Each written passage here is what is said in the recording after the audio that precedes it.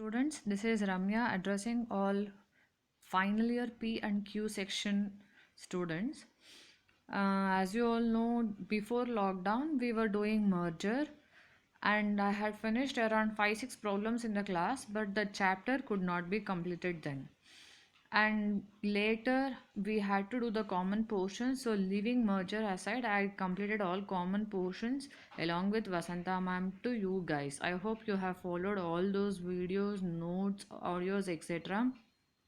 Even though I have not got any feedback, many a times I have asked you people to get back me with any doubts or anything. I never got any questions or queries as such, so I have presumed that you have understood everything, and I am moving forward again, going back to the mergers where I had stopped before. And there is one problem which was supposed to be taught to you, and the materials to write down these problems were sent through Priyadarshini of P section to you people in the last 15 days or 10 days back. So I hope you have written all those problems. Even solution was sent actually, but writing down solution does not help. So I am teaching you how to solve it now. The board of directors of Seahawks have proposed to take over River Traders. So, when you say that Seahawks have proposed to take over River Traders, here we can find out that Seahawks is your acquiring company and River Traders is your target company. As a merger would diversify the operations, they want to enter into new field, and therefore they are going for the mergers. They want to diversify their business operations, so it is a conglomerate merger. And the EPS would increase by a good margin of 30%. When they go for diversification, they are expecting earnings per share to increase by 13%. We don't know whether this will happen or not. We need to check with our calculations. A takeover bid has been proposed at 1:6. Takeover bid has been proposed at 1:6 is nothing but here they are going to exchange share on 1:6 ratio. In case of your target company, if they have 6 shares, the acquiring company is giving only 1 share. What is the takeover bid? For every 6 shares in the River Traders, Seahawks is giving only 1 share.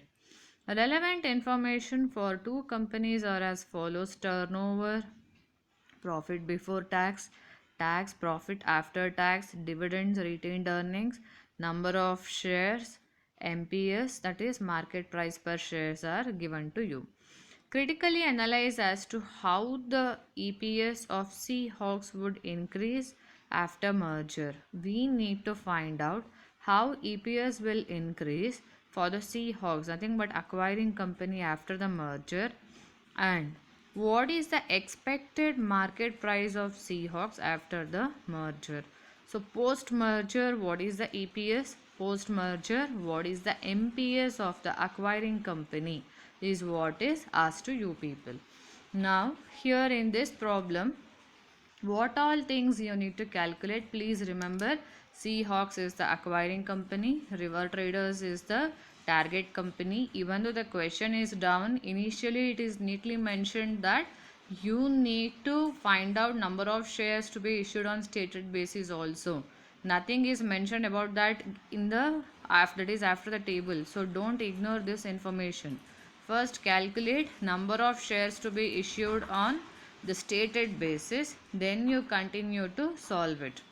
Now the takeover bid as mentioned in this problem is 1:6. That is, for every 6 shares held by the target company, 1 share is given by the acquiring company, and number of shares to be issued on the basis of this it will be 1,50,000 divided by 6. The existing River Traders has 1,50,000 equity shares. Check in the problem. Divided by 6, which is 25,000. And then what is post merger EPS? That we need to find out.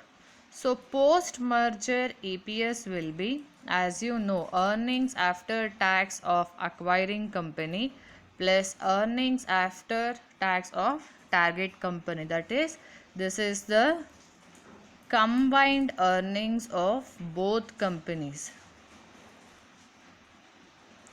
divided by number of equity shares of combined firm. As you can see in the problem, profit after tax is 7 lakh 80 and 6 lakh 50. So 7 lakh 80 plus 6 lakh 50 divided by, this company has 40,000 equity shares. On the stated basis, the target company will receive 25,000 shares. So 40,000 plus 25,000 shares, which is 65,000 shares, and your EPS will be 22. The problem is specifying that there is increase of EPS by 13%. We don't know whether increase is 13% as mentioned in the problem or not. Therefore, all data required to calculate your pre-merger, then compare with the post-merger and then find out your percentage increase or decrease will be easier. So first find out your pre-merger EPS. How to calculate your pre-merger EPS? Profit after tax divided by number of equity shares. So which will be 7,80,000 divided by 40,000, then 6,50,000 divided by 1,50,000. Then your pre-merger EPS will be 19.5 and 4.33. Now you need to find out changes in EPS of acquiring company, that is your Seahawks after the merger. Post merger EPS already you have calculated 22 rupees it is. Pre-merger is 19.5. So the difference is positive 2.5. So how much has increased compared to your pre and post? 2.5 increase divided by pre-merger EPS. What is the EPS before the merger into 100, which is 12.82, approximately coming to the 13%. As mentioned in the problem, nearly there is 13% increase in EPS after the merger, even though accurately it is 12.82, somewhere nearing to 13. And the second question is, you need to calculate expected MPS of Seahawks after the merger. So what is the current MPS of the merger? As given in the problem, it is 32. And what is the current EPS of this company, which is 19.5. So therefore your PE ratio, that is, girls, please remember what is current we are mentioning here is nothing but your pre-merger or pre-acquisition data is given to you here. Current is nothing but pre. Post merger or acquisition, we are not discussing about that, as we need to calculate MPS. How to calculate MPS? It is using your PE ratio. What is PE ratio? I hope you remember, which I explained in the class. P is nothing but price, E is nothing but earnings. So this will be MPS divided by EPS, market price per share divided by earnings per share. This will give you the PE multiple or PE ratio. Here now we need to find out the expected MPS of the acquiring company after merger. We all know the EPS, but we don't know MPS. We presume that PE ratio remains same. As nothing is mentioned about PE ratio changes after the merger, we are assuming that PE ratio remains same, and therefore with the current data we are calculating the PE ratio before the acquisition or the merger.